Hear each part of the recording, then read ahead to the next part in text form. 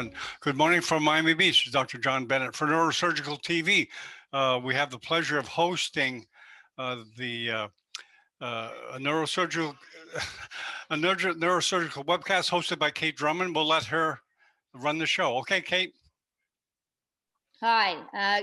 Good morning to you, but good evening to me, and somewhere in the middle for the rest of our participants.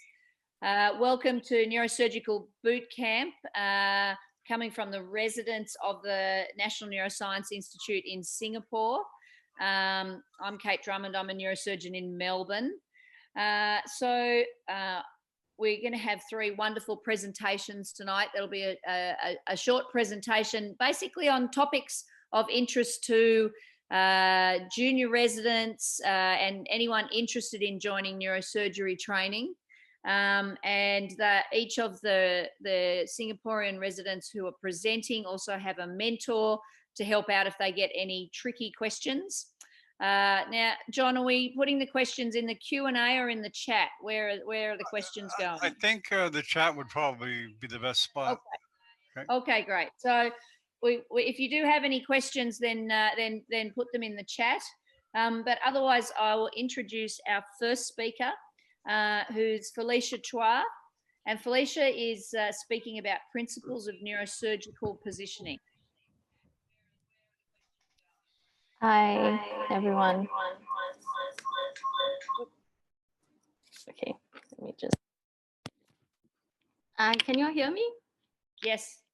Okay, great. Okay, is the presentation shared on the screen? Correct. Yep, it's good. Yes. Okay. So, hi everyone. I think I'll just dive straight into it. I'm Felicia, one of the neurosurgical residents at NNI Singapore, and I'll be talking about cranial positioning in neurosurgery. Basics that every neurosurgical resident needs to know, and my mentor is Dr. Carlos Rames. So going straight into it, the overview of what I'll be discussing today is essentially principles of ideal positioning, procedure and fixation methods of the surgery, and also I'll be discussing the common positions that we use in our everyday practice, the supine straight, supine head rotation, lateral, prone straight and 3/4, also known as park bench approach. So in terms of principles of ideal positioning, we would want to essentially, aim of surgical resection really is to use the most direct approach possible to resect the lesion. And firstly, by doing that, we will need to get the lesion at or as close to the surface as possible. And one of the ways to do it is really to identify surface palpable landmarks that we can identify, position a patient appropriately, and intraoperatively also to identify craniometric or osteometric landmarks to help guide a lesional resection. The second point is, of course, we want to minimize brain retraction. And with that, we would want to use the help of gravity to pull away or shift dependent lobes away from our operative field. On a third note, which is a more practical note, is really to consider the ergonomics of the surgeon and the assistant during the actual surgery. So whether this operation is done sitting or standing, the microscope that you use, is it face to face or left to right? All these are considerations that you have to think about before actually putting a patient on the table. And fourthly is to provide a clear operative field. What I mean by that is really to prevent unnecessary bleeding in terms of venous buildup, venous pooling. I'll elaborate more on this in my presentation. So the first point about landmarks. When we talk about landmarks, really, there are many surface landmarks that we can identify on the scalp, obviously. One of the main ones I want to zone in on is the Taylor-Hockner lines, and the main one being that of the Nasion-Inian line. So this imaginary arc or line is what we mark out anteriorly from the nasion, which is a depression found between the eyes. It's the most anterior point of your frontal nasal suture, and you join it at the mid-sagittal cut, really forming an arc to the posterior point of the inion, and that's the tip of the external occipital protuberance. What this line gives for you is essentially avenues, or rather a method to eventually measure your sylvian fissure as well as your central sulcus. So, Lisa, do you have some other people in your room Yeah, yes. Is there a lot of interference? There's a lot of background noise. Yeah, I'm sorry. I cleared it up, I think. Okay. Is it better now? If there's Yeah, I anyone think it's else in okay the now. room with you. Yeah. Okay, sorry. Just a shout out if you can't hear me. I'll try and I read. think it might be you shuffling your paper even, we can hear. Okay. All right, keep going. Okay, so back to the nasal-inion line. Basically, it's divided into 4 parts, and the Sylvian fissure really is a line drawn from 3/4 point posterior of the NI line down to the lateral canctus, and that forms your Sylvian fissure. The second point that we want to draw, that I want to focus on, is really to identify the central sulcus, and this is a 0.2 cm behind the midline or the midpoint of this NI line, and is drawn to an imaginary 0.5 cm above your external auditory meatus. So that marks out the central sulcus, which really points to the differentiation between how you identify your motor strip and your sensory strip. And that's important, especially when you want to identify lesions during the surgery. Other things we want to think about is coronal suture. So about 4 to 5 cm behind this line also is a point that you can identify the motor strip as well. The other landmark that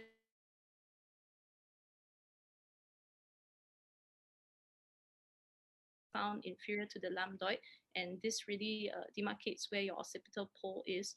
It's also good for identifying points. So all these are just a guide to help you in your surface landmarks to really localize a lesion when you're trying to do an operation. You would need to identify it and then pair it with your neural navigation to see how accurate you are. Because firstly, not everywhere has neural navigation, and secondly, if it fails intra-op, you still need to be able to identify the lesion regardless. Okay.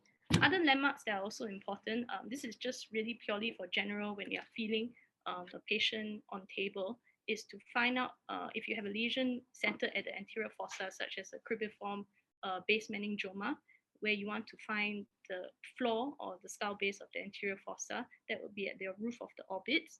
The middle fossa would be your zygoma that you can identify. Infratentorial would be a line from the zygoma backwards to the inion. I'll elaborate more about this later in my prone approach, how it's useful for example, for vestibular schwannoma, identifying the transverse sinus and the sigmoid sinus. And limits of the foramen magnum as well is useful to know the inion posteriorly and the anterior border, which is the basion. Okay, so moving on to clear operative view. Really, this is to make sure when you're positioning a patient, you have at the back of your mind that you don't over flex and over rotate a patient to prevent kinking of the internal jugular vein, as this would cause a buildup in venous pressures and also reduce cerebral perfusion pressure. So there's a lot of biomechanics and mathematics models that have been discussed in literature, but I won't go into the details of it. But the graph at the side shows you the different positions and the different ICP and perfusion pressures that come with it. Another consideration to note is also in terms of cervical manipulation, you need to know whether the patient underlying has an unstable cervical spine or cervical myelopathy. So you need to be careful in handling such patients. And also during intubation, if you need to, you may need to ask the anesthetist to do an inline intubation or a wake fiber optic intubation. Okay, so talking about equipment, I just want to have a brief run through of it because as a junior resident, you might not be aware of all the instruments that are available to you. These are really the basics of what you need to know as a junior resident, really. So I'll be talking about frame, and the adjuncts I'll discuss more in the positions later. So in terms of frame, we have the Mayfield and Doro frame, which it is used very commonly in a 3-point fixation device system. So it's one of the more commonly used skull clamps today, and it's really a fixation device that allows us to clamp a patient's head in operating theater, make sure it doesn't move when we're operating, and also allow us to do a neural navigation accurately. So the 3-point system is made out of really 2 components: the swivel rocker arm, which is this 2-pin 360-degree rotation locking mechanism, as well as a contralateral single pin and a quick release lock at the bottom. And the idea of it really is to fix a point you have the 2 pins in front and 1 pin at the back. And in my drawing there, you essentially want to let the single contralateral pin be equidistant to the 2 pins such that the center of gravity, or rather where it's centered, is equal to each other. And the second point to note, of course, is when you're positioning a patient, the pins should be below the equator so that there's no slippage when you fix a patient in position. There's the additional body halo retractor system, which may not be available to all, or not everyone uses it, but it is an option to add on. So you can have the C-clamp adapter as shown there, and the halo and support rods as an add-on. This provides the system for you to have retractor arms and blades such that you may not need an assistant when you're retracting. So moving on to the Sugita frame, this is another device that we commonly use. As you can see here, there are many parts and attachments, but the point is the same.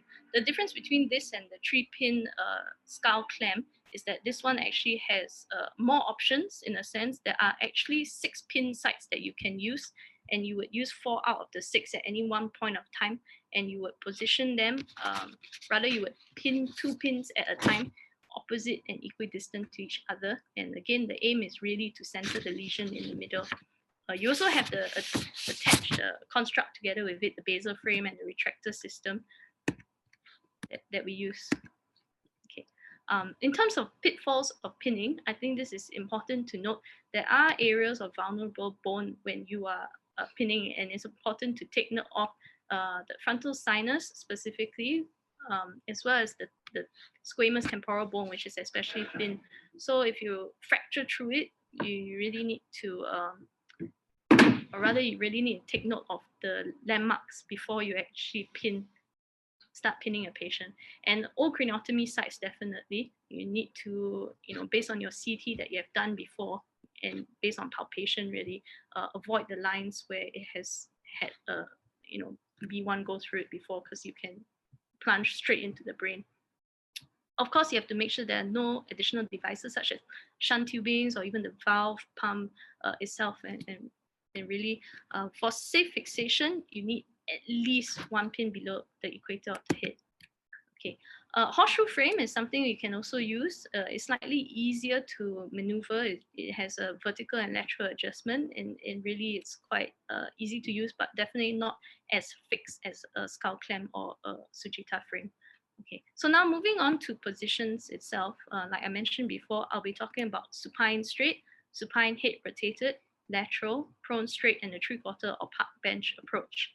So decided to make it a more practical approach. So for the supine position, really, this is something that junior residents would have to be very familiar with, because you would use this for positions for EVD or ICP monitor insertions. It's really in a neutral position where a patient is supine on a donut, and you shave the head to identify the midline, and thereafter you draw out the coccus point, and this is a 10-3, 10 cm from the nasion and 3 cm from the midline to correspond with the mid-pupillary line, really. And then you aim your EVD in the trajectory.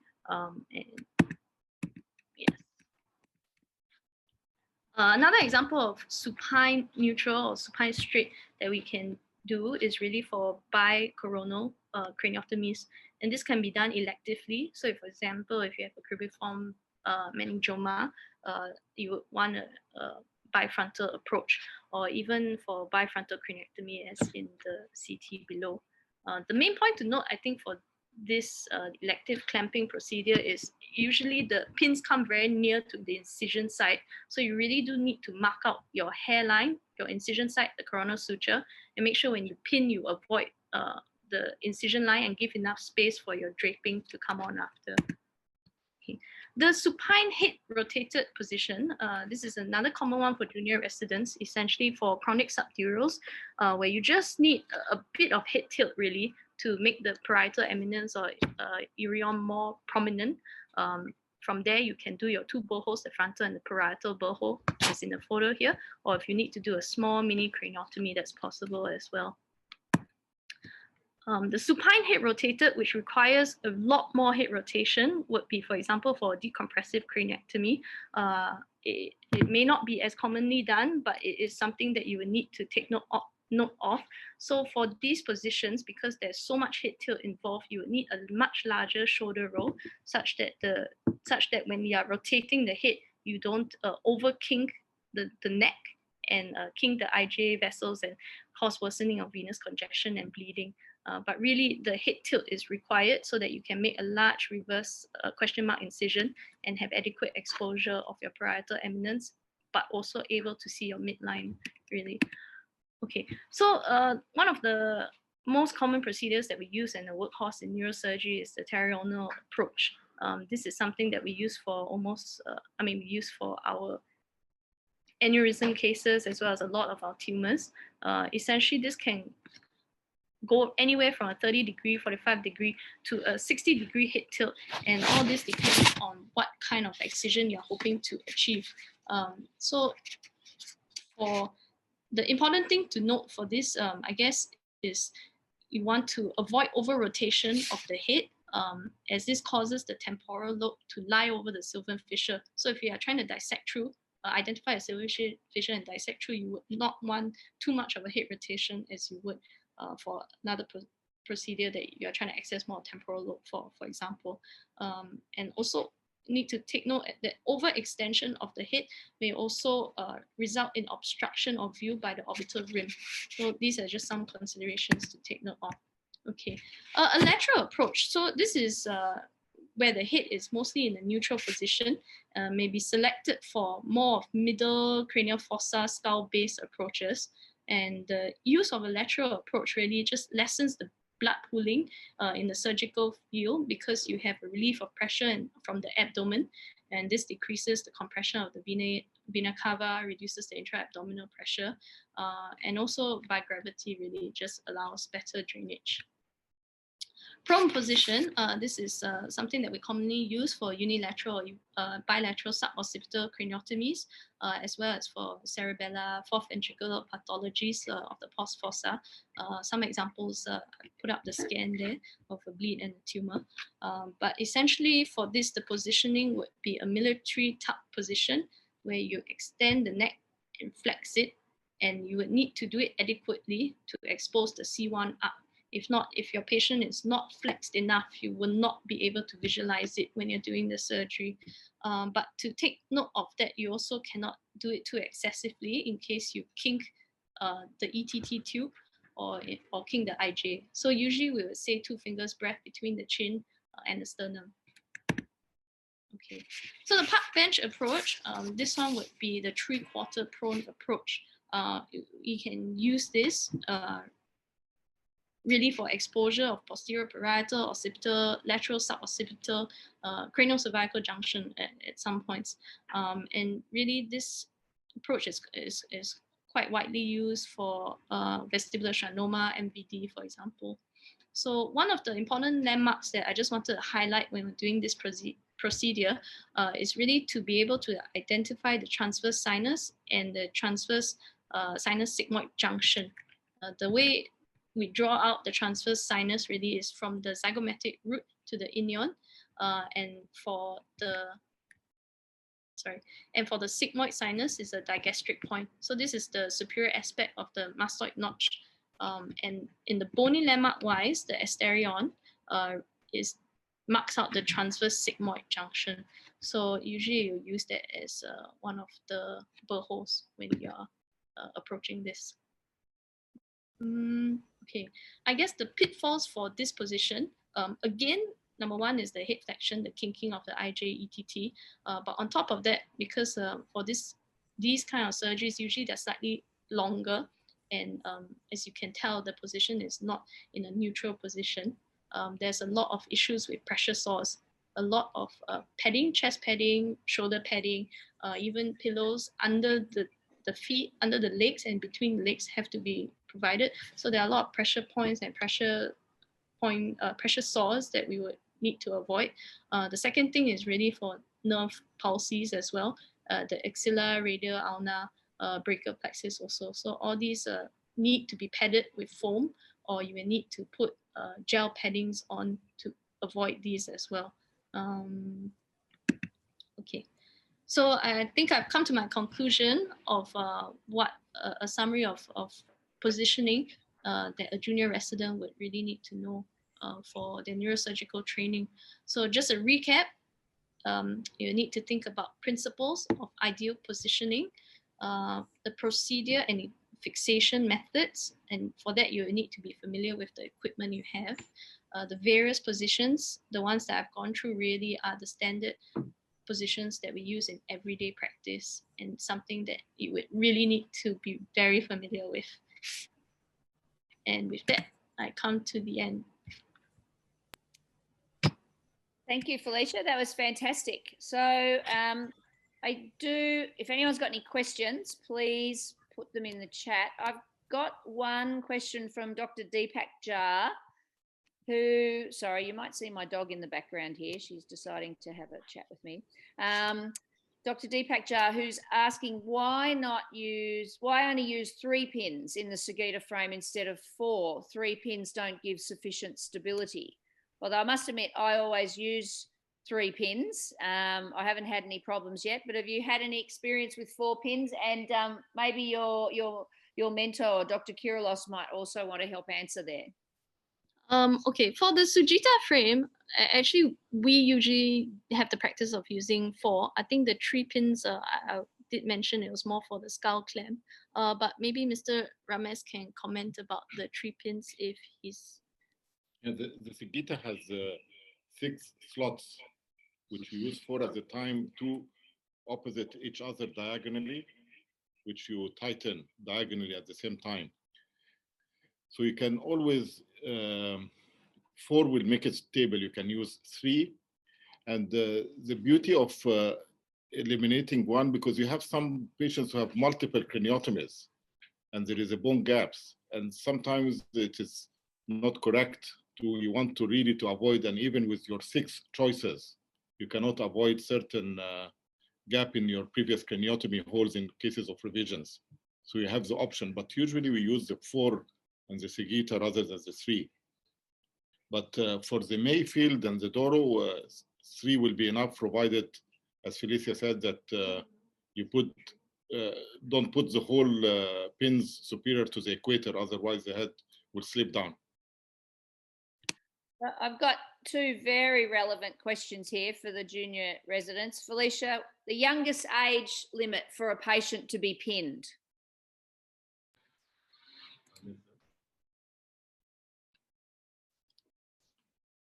Felicia? Oh, sorry. Oh, okay.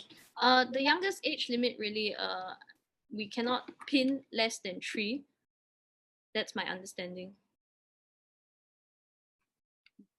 3? I'd probably go a bit older. Any advance on 3? Sorry. Dr. Kyrilos, would you pin a 3-year-old, or maybe wait a little while? I lost. I couldn't hear the question. What's the youngest age you can pin?